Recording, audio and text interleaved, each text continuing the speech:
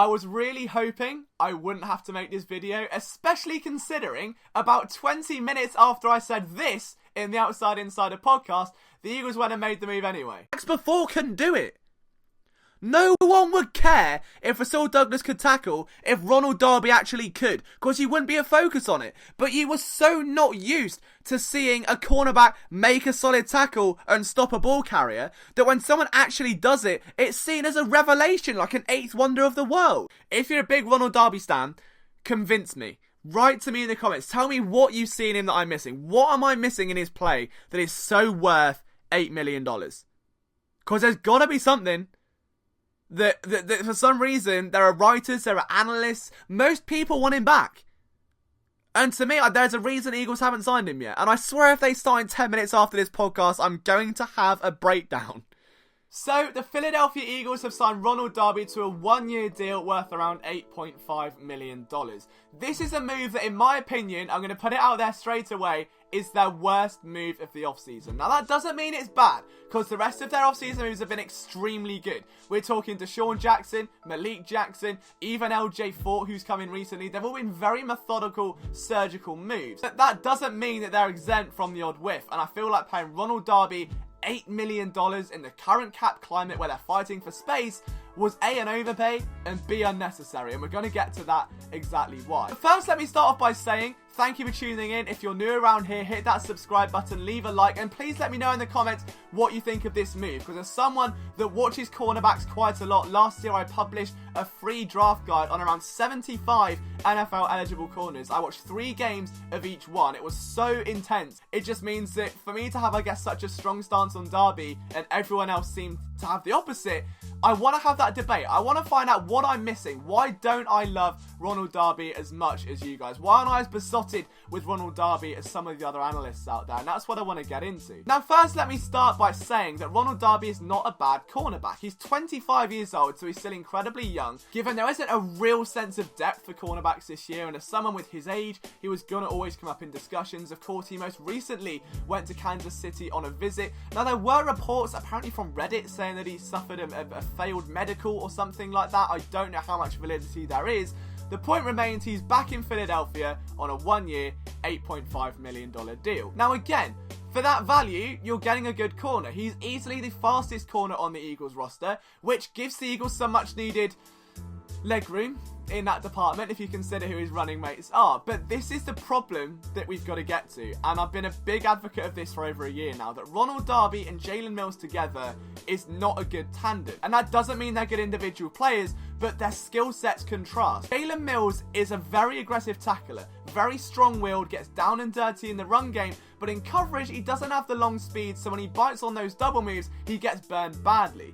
Ronald Darby, on the other hand, is excellent. He's surgical with his play, he's got a very high football IQ, and he's what I call a dinner cornerback. He feasts at the top of the route, breaking up plays, getting in the way of passes, and really working out the patterns of his wide receivers. Where he lacks, however, is tackling, and it's been sporadic, it has been inconsistent, and there have been so many missed tackles that it's hurt. We're going to ignore the fact that he was blown up in coverage by Stephon Diggs and Amari Cooper and Deshaun Jackson. Let's just focus on tackling for a minute. And the one angle I want to bring to you is Rasul Douglas.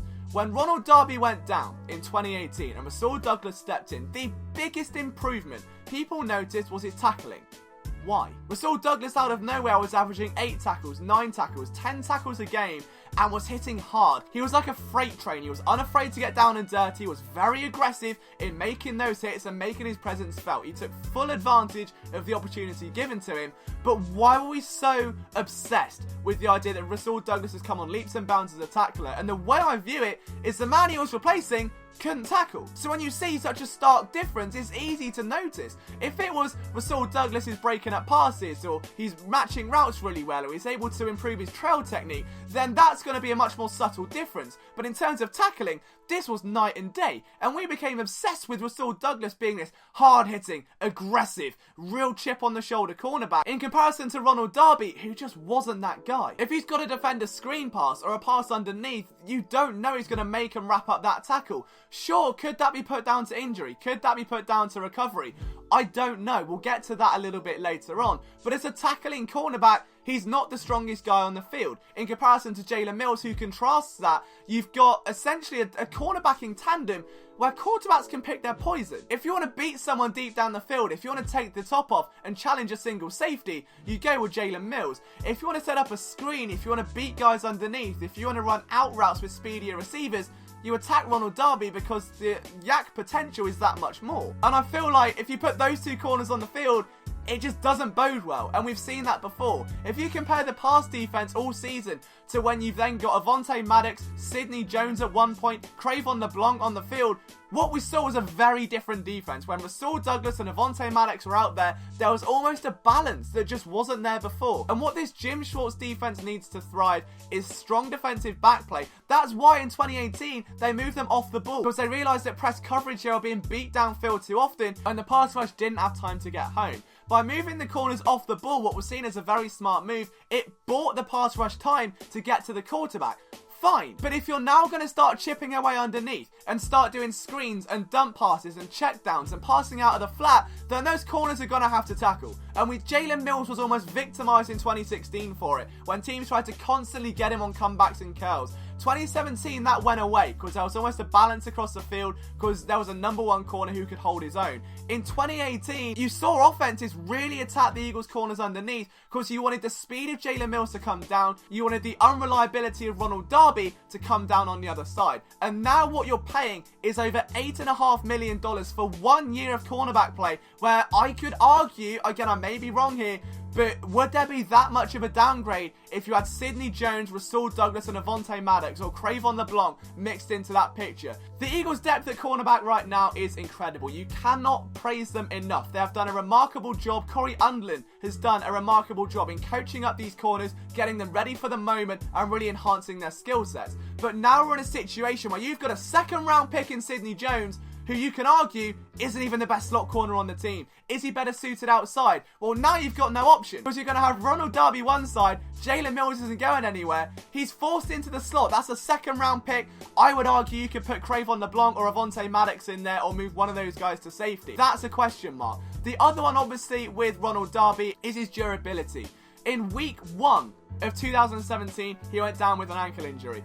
Rasul Douglas comes out onto the field, balls out, then gets benched. There was some discontent there, I'm told by a few people. I've touched on this in my podcast before, where Rasul Douglas was unhappy that his level of play was good, but they put Ronald Darby back into the spot, and that may have been, or may not have been, what contributed to the fact that Jim Schwartz literally got guys off the street, okay? We were seeing names off the street, like Josh Hawkins, for instance, pulled out of nowhere instead of starting Rasul Douglas first. It took a lot for the Eagles to go back to Rasul, and that explains, I guess, why he played with a chip on his shoulder. Now, that's not solid, that could be disputed, that's just what I've been told from a couple people, but the idea now that you've got Ronald Darby, who has had an ACL tear in 2018, he's had a rolled ankle in 2017 that cost him to miss half the season. You go into 2019 and you're paying him $8.75 million. That's a lot of money. Put it this way, would you pay $8.75 million for a wide receiver who has missed 15 games in 2 years?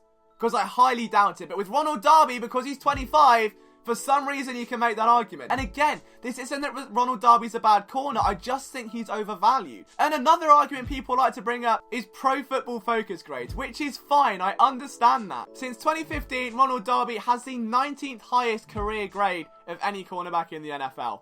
Fantastic, well done. I would argue A, there's a much lower sample size, and B, somehow that grade is 82, but he's never had a single season grade over 79, which I'm like, okay, I'm not sure how you've worked that one out. And third, just because we need to read this out here, there's a little bit to get through. If we're to take that Ronald Darby grade that ranks him 38th, okay, last season out of 131 cornerbacks, Rasul Douglas was 44th and is not costing you $8.7 million.